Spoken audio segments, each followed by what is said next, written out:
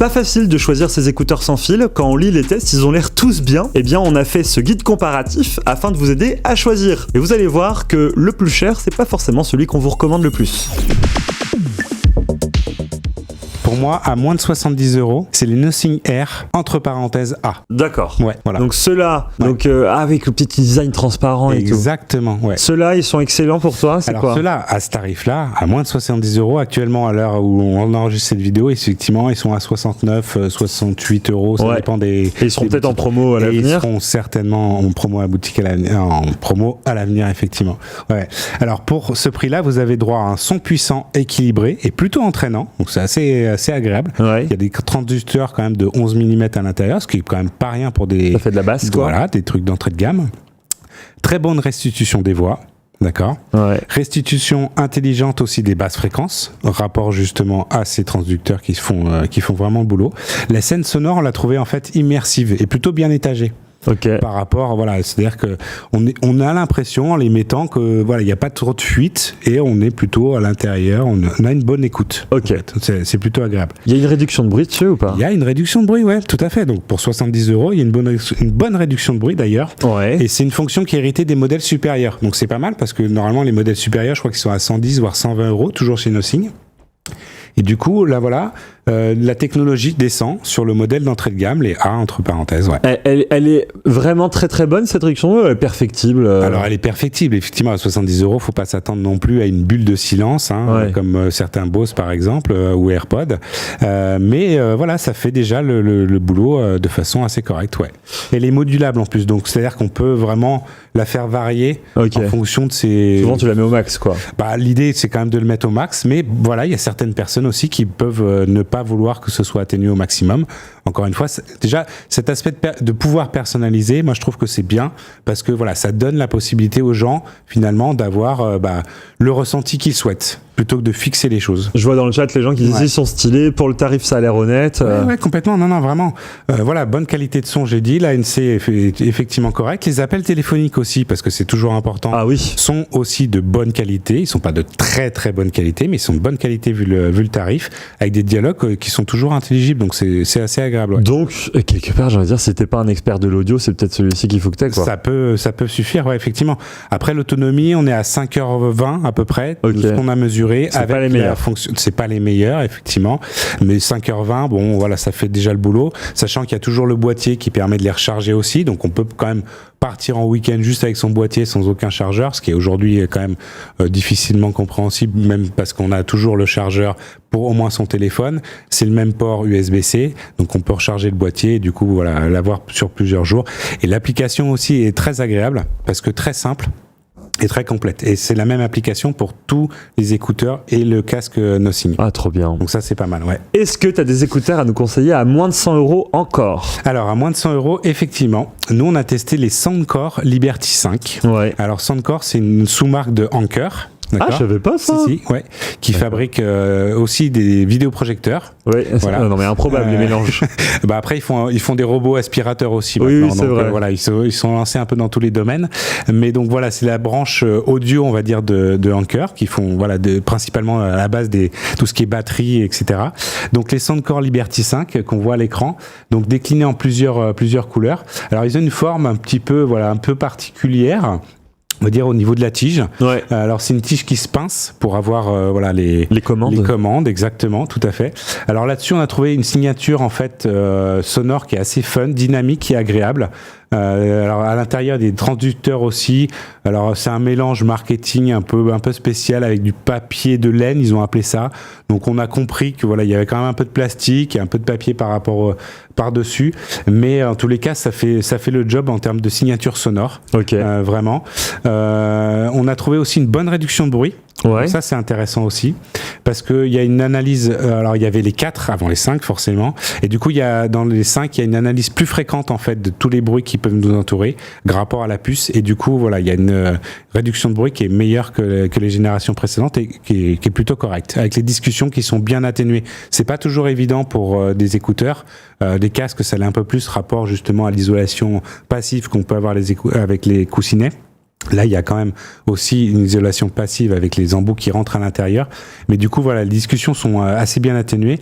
Et le gros point fort de ce modèle, c'est qu'on a 10 heures d'autonomie. Ah oui, donc c'est la plus-value par rapport au Nothing Ear, j'allais te dire. Ouais, clairement, effectivement, là on passe quasiment du simple au double avec 10 heures d'autonomie, c'est quand même une belle promesse. D'accord, ok. Ouais. Donc ils coûtent combien ? Ils sont, j'ai repéré à peu près, on en trouve à partir de 84 € à l'heure de l'enregistrement de cette vidéo. Ok. Là-bas, je crois qu'ils étaient lancés un petit peu plus de 100, mais sinon c'est 99 €, moins de 100 en tous les cas, vous pouvez les trouver sans aucun problème, ouais. Troisième modèle, on monte un petit peu en gamme, moins de 150 €, qu'est-ce que tu as à nous proposer ? Alors moi je vous propose les Huawei, les FreeBuds Pro 4. Ouais. Alors Huawei, effectivement, ils sont très connus surtout pour leurs smartphones. Oui. On trouve toujours en France, mais qui sont un petit peu difficiles à utiliser. À la marge. Voilà, c'est un autre débat. Ils ont un design qui est assez sympa, je trouve. Bon, alors ça ressemble effectivement à des écouteurs qu'on a déjà un peu vus.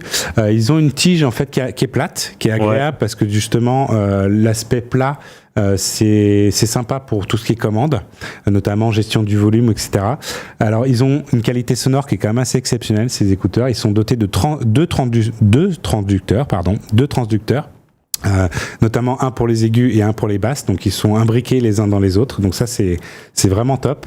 Donc tous les fabricants ne proposent pas ce type d'architecture interne, donc du coup on a des basses qui sont profondes, qui sont généreuses, des aigus qui sont aussi précis, et du coup finalement une restitution qui est douce, donc qui est agréable quel que soit le type de musique écoutée. Moi j'ai trouvé. Par rapport aux précédents écouteurs qu'on a énoncés, la qualité du coup la plus-value va être sur le son. Sur le son principalement, ouais, effectivement, et la réduction de bruit qui va être aussi un peu meilleure. Ah oui, d'accord. Donc on monte en gamme sur tous les niveaux. Ouais, effectivement, ça se vérifie.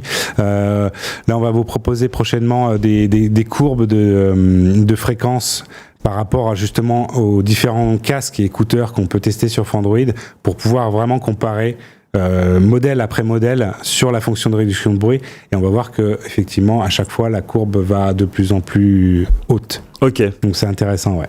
Alors là, on monte carrément en prix à moins de 250 €. Qu'est-ce que tu conseilles ?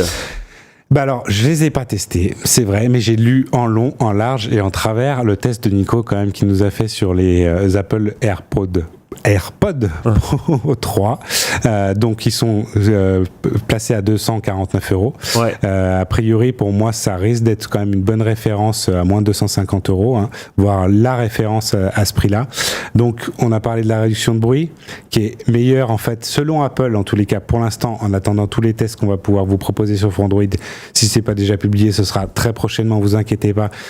Donc, elle est 2 fois meilleure que la génération précédente, 4 fois meilleure que la après, sur quel niveau ? Sur quel truc. Donc voilà, ça demande le test, mais en tous les cas, ça promet quand même une excellente réduction de bruit. Pareil, l'idée, c'est de se retrouver vraiment dans une bulle de silence, et pas une bulle de confort. Ouais. On passe à un stade supérieur. Il y a l'histoire aussi des capteurs de fréquence cardiaque. Oui, alors du coup, très différent d'écouter du son. Là, ça peut enregistrer ton activité physique. Il faut le lancer depuis le smartphone. C'est ça. C'est ça. Il faut aller sur l'application Form, je crois, c'est ça. Et du coup, voilà. Donc ça demande quand même une petite manipulation. Alors après, voilà, il y a des personnes qui se diront, ah là, c'est la fonctionnalité qui me manquait. Même si j'ai une Apple Watch, du coup, ça mesure déjà la fréquence cardiaque. Donc du coup, ça fait pas double emploi, mais du coup, ça permet quand même d'affiner la mesure. Bon voilà, et même pour ceux qui n'ont pas d'Apple Watch pour le coup là. Mais alors pour le coup oui, pour ceux qui n'ont pas d'Apple Watch qui veulent, mais l'idée c'est qu'aussi il faut quand même se promener avec son smartphone, parce que les écouteurs n'ont pas de mémoire, et du coup en fait toutes les données sont envoyées au smartphone. Donc on peut pas laisser son smartphone à la maison et aller courir avec, et du coup réceptionner la fréquence cardiaque. Donc a priori, de toute façon Apple a jamais trop déçu sur ses AirPods, donc sur ce produit là on est sur l'excellence, mais ça c'est ceux qu'on va conseiller à ceux qui ont un iPhone plutôt. Plutôt, oui, effectivement, même si ceux qui sont un smartphone Android peuvent aussi les acheter, il n'y aura pas de souci. Ils pourront profiter de la réduction de bruit, de tous les trucs. Pas l'audio spatial, par contre. Pas l'audio spatial, effectivement, qui est réservé aux smartphones iPhone, mais quand même, voilà, d'avoir une excellente qualité de son, d'avoir une excellente aussi fonctionnalité de réduction de bruit, qualité des appels aussi. Qui est mise en avant par Apple également, en attendant d'être vérifié, avec des microphones qui ont été améliorés, et pareil, un algorithme de traitement des sons environnants qui a été également poussé à son extrême quasiment. Et alors, est-ce que tu as une alternative aux AirPods? Donc, on va dire que ceux-là, ce sont les meilleurs, les plus haut de gamme, mais est-ce que tu as une alternative où ce serait les meilleurs et les plus haut de gamme, mais aussi pour Android? Alors, pour Android, pour moi, aujourd'hui, voilà, c'est les Bose Quiet Comfort Ultra Airbuds, deuxième génération. Ultra Airbuds? Ultra Airbuds, ouais. Ah, ils disent ça? Ah ouais? Airbuds? Ouais. Ah, Earbuds. Earbuds, pardon. C'est les Earbuds. Je recommence. Donc, c'est les Bose Quiet Comfort Ultra Earbuds deuxième génération. Exactement. C'est des Air maintenant. Non. Tout à fait. Merci de m'avoir. Ceux-là, pour toi, c'est les meilleurs. Oui, actuellement, c'est les meilleurs. Alors, encore une fois, en attendant le test complet des AirPods. En vrai, ils risquent d'être kiff-kiff. Ce sera effectivement, ça va jouer dans un mouchoir de poche. Ouais. Clairement. Sur ces écouteurs-là, t'as vraiment les meilleurs du meilleur là, toi, de ce que tu as testé? En tous les cas, oui, c'est ce que j'ai trouvé pour l'instant.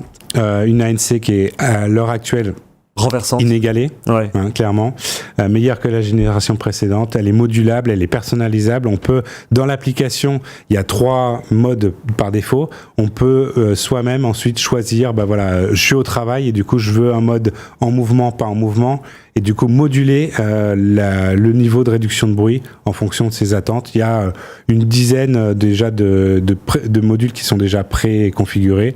On peut en rajouter autant qu'on veut, donc ça c'est agréable.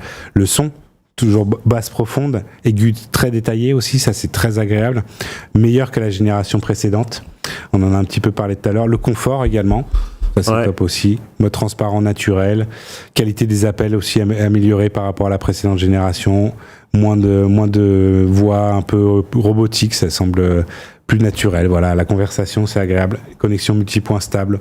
Simplicité de l'application aussi, il y a une page, après on peut aller dans les paramètres, changer, modifier quelques trucs, mais c'est simple. L'application elle est bien faite. Ouais, elle est super bien faite. Tu te perds pas quoi. Non, effectivement. Ok, donc toi ton conseil au final. Alors, est-ce que, moi j'ai une question, pour monsieur tout le monde, parce que peut-être que les gens qui nous regardent sur cet extrait du live se demandent, attends je comprends pas, il m'a donné tous les écouteurs, ils ont l'air tous bien. Est-ce que pour un budget on va dire raisonnable, on va dire, c'est quoi toi tes préférés? Si demain tu dois en acheter un pour quelqu'un proche de ton entourage. Après, vu que je gagne énormément bien ma vie sur Frandroid, je peux, n'importe quoi. Non, mais tu vois quelque chose où tu te dis, vas-y, je veux un truc raisonnable, mais qui soit très bien, qui tienne la cadence sans faire trop de compromis. Tu prendrais lesquels parmi tout ça? Parmi la sélection que j'ai faite, je pense que les Huawei, à moins de 150 €, c'est le bon choix. Voilà, si on écoute régulièrement, souvent, si on aime bien la musique et tout ça, avec des intras, après il y a l'option casque.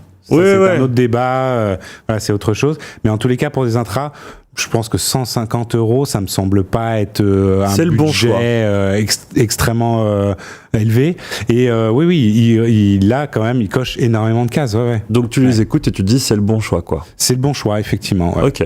Écoute, c'est ce que je conseillerais en tous les cas pour les personnes qui veulent, qui n'ont pas forcément les moyens de mettre énormément d'argent dans ce type d'accessoires.